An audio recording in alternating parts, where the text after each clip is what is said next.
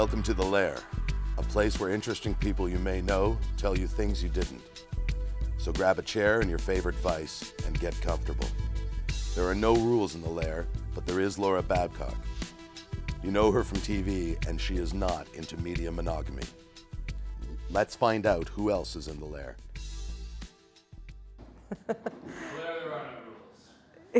In the Lair, there are no rules. We're in the Lair with Laura Babcock. And Lair. Yeah, and Lair, Larry. Very well done. Larry DiIanni is our first guest here in the Lair, and we've got Gabriella joining us. So it might be a little bit distracting here in the Lair, Larry, but we want to get to know the side of Larry that we haven't learned so far. But before we do that, though, I want to ask you a couple questions just to level it out so we know who all of our guests are. Our douchey producer, Rob, has a little baggie of random questions that he insists we answer. Absolutely. I have no idea what these questions are. I don't get to select them, and I certainly have to answer them. So I apologize if it's offensive, because it likely will be. Although offense is, I guess, your own sensibilities.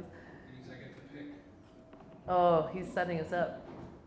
And what kind of producer do you call him? Oh, he's our douchey producer. Douchey. And douchey is short for what? As in douchebag.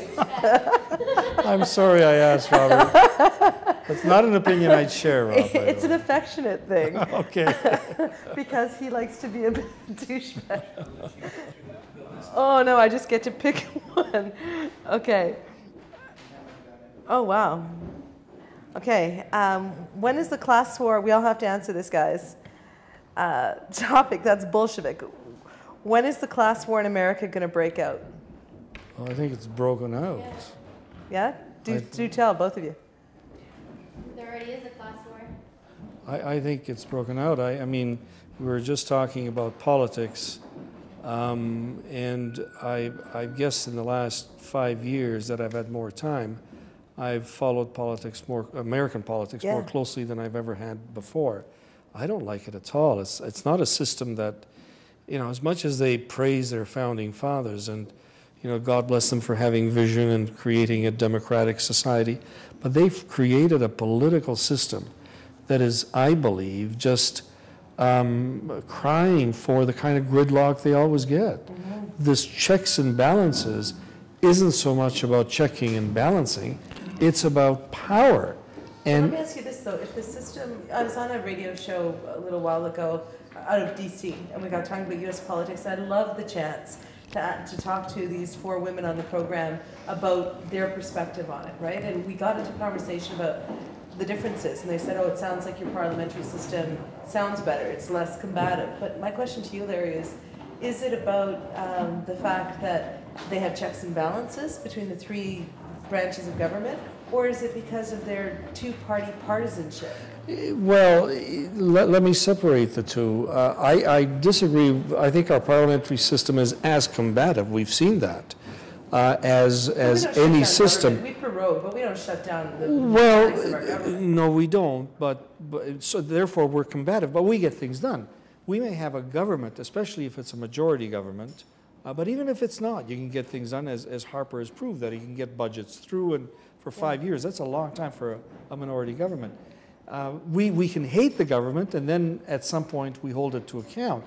But at least for the period of time that they're in power, they're able to do some things, carry out a legislative assembly agenda. In the States, it is gridlock. Not only, I mean, the shutdown of the government is the extreme dysfunctional aspect of their government. But even before that, one senator can hold up a bill, a nomination. One senator out of 100. If they filibuster. If they filibuster, can hold up major pieces of either legislation or action. So you've got the 3 branches that are supposed to keep each other in check, when in fact, I think sometimes they prevent things from happening. And I mean, I've seen that. Now, the other side of it is the class war side. It's not just philosophy. It's this whole notion of different components, different constituencies, and that each of the parties supposedly represents, almost at war with each other. I mean, the what about you? healthcare How do you debate. see the class war, Gabby? I mean, you guys know a lot more about American politics than I do, but it seems like the middle class is growing. There's Yeah. a huge gap now between the super wealthy and Yeah. at the other end of the spectrum, you've got all these other people who aren't making it. Yeah. And it doesn't seem like the situation's not getting any better. It seems like it's getting a lot worse. Yeah, it's true. It's scary. Larry, you mentioned that Canadian politics is combative, and I could and would argue that, especially in the pundit role, U.S. pundits, rip each other apart. We have a sort of a different level of civility, I think, in our political discourse. I'm not saying we're superior than the U.S., but we're Canadians. We're a little bit more polite. It doesn't seem to get as vicious. And certainly nothing I've ever witnessed in Canadian debates or Canadian punditry or even on the political trail. It never seems to get as vicious as in the U.S. But you said earlier you've been attacked. And when I hear attack, it almost sounds like it's an unprovoked thing. It almost sounds like you were sitting in a victim position.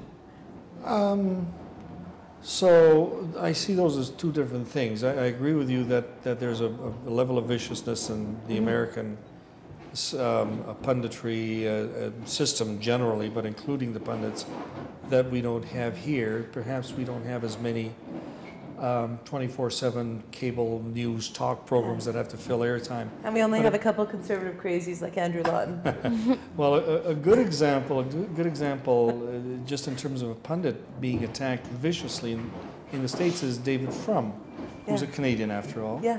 Works there now. Very bright guy. And he said some very obvious things about Sarah Palin that everybody knew. Was vilified for that. Well, maybe they still hate on him that. for the Axis of Evil line. Well, that set the world in global jihad. Perhaps. we seem not to have that. I mean, you watch the panel on CBC, the whatever that panel is called that Peter Mansbridge has at issue panel, right? I mean, there's a agreement as much as there's disagreement. There's civility and tone, and so on. But in terms of being a political figure, trying to achieve a political agenda, you have to expect that you're going to be attacked for that by people who don't agree with that agenda. But were your attacks against you justified? Did you provoke the attack? Did you put something? You're a polarizing guy. I mean, love or hate you, but most people aren't neutral about Larry DiIanni. No, but that's because when I became mayor, somebody facetiously and ironically said to me, you want to get reelected, keep your head down and don't do anything. Don't say anything, don't do anything. This was a person I could identify, I won't, but I could identify. Oh, come on. You're in the Lair. Who's going to hear? Well, secret around here. It was a private conversation. He was being ironic, though. He was saying, like, you're in this position now. Right. Don't hold back. Was that a criticism on Bob Morrow's many terms in office? I don't know if it was or not. Or Bob Wade pretty much kept his head down for his term? I don't know. I don't want to criticize those guys knowing how tough the job is and knowing the fact that Bob Morrow survived at least politically for 18 years, which is, a huge accomplishment, I think, at least politically. But I determined that I was going to try to do something, make a difference, fix this city, deal with some of the issues, get some things done that hadn't been done for many, many years, and be activist, be out there. And did you? Lead. History will say, but yeah. Did you feel entitled to a second term? I thought I deserved it. I don't know if I felt entitled. When I lost, I mean, even though it was by a few hundred votes, the voters don't make errors. That's just the way it breaks. Well, every politician says that, but you've got But it's true. It's true. So if voters, I deserved a if voters elect someone crazy, that they don't make errors. I don't think that's true. I think that voters made an error when they gave Bush a second mandate in the U.S. Yeah, but Laura, here's the point, right? If you measure somebody's success by their work ethic, and I worked very hard at the job. If you measure it by moving the yardsticks on some important issues, whether it's transportation, whether it's economic, whether it's relationships with other levels of government, whether it's being able to get majority votes through council, I'd say that all of those were appropriate.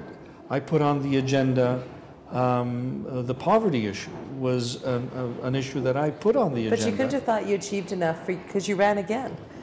after you had 4 years I had out a of the good job? record. Yeah, you 3 years know, you ran again. I mean, there were the so-called scandals around the financing stuff. So you're calling it a so-called scandal? Yeah, it was bullshit. Why was it bullshit? It was total bullshit because, in fact, the errors that I made were inadvertent. I have a forensic, you know what a forensic audit is? Yes. A forensic audit is a search and destroy mission. Let's get in there and find out everything that we can and turn it upside down. At the end of that audit, the auditor concluded, the forensic auditor concluded that some errors were made, inadvertent, not purposeful in the least. Nobody was trying to circumvent the law, but the law is such that if you, it's like speeding. If you speed, you speed. So why were you the get a first ticket. politician then, I think, in Ontario? But let me just finish. Right. And he went on to say, anyone's return that I look into will more than likely have those same mistakes. And remember, when I was challenged, so were a dozen other people on council. But you're the first politician in, what, Canada? It was a brand new law. It was okay, a but brand new law. what was the charge or the finding or whatever it was? The finding was that I'd contravened the Election Finances Act. Okay, so... Which the judge said was like getting a speeding ticket. Okay, but then why did it hurt you so much politically if it Well, was all it didn't. bullshit? It didn't. It didn't. No. You don't think it did? No, Your re-election bid? No. See, that's the popular myth that is sort You don't of think grown. that the scandal with Chapman and the financing was the reason why Fred was able to sneak up on you? No. Really? Absolutely. So what was then? Well, let me tell you. It didn't help.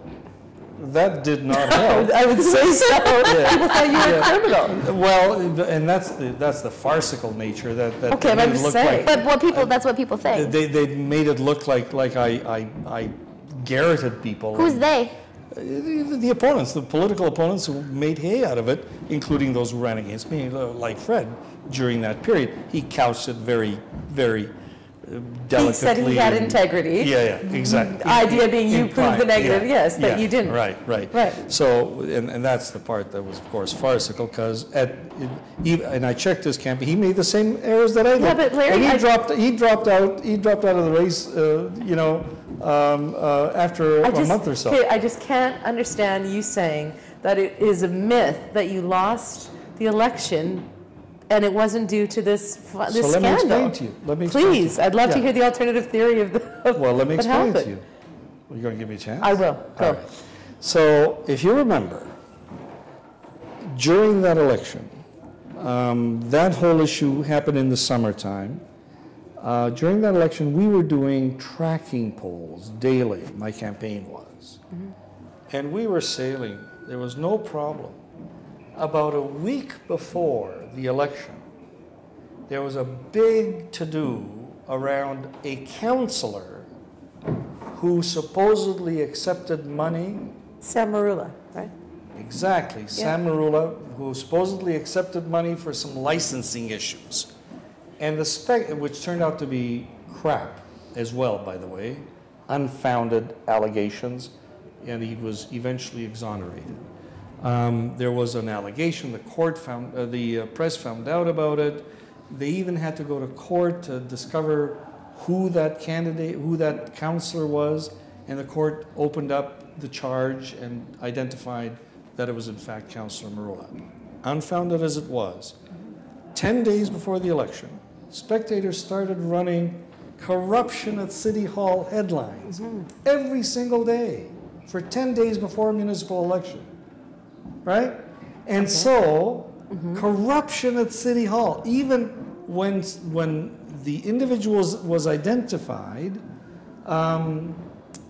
the damage was done. I mean, people were angry, and they couldn't get at Sam, some of them. But they could, but he won with a huge majority. In his ward. He rolled back huge, exactly. and you lost. So how is it not, and that's how is it not your scandal that cost... Well, what happened was that stuff happened. People were disgusted with City Hall, the corruption at City Hall.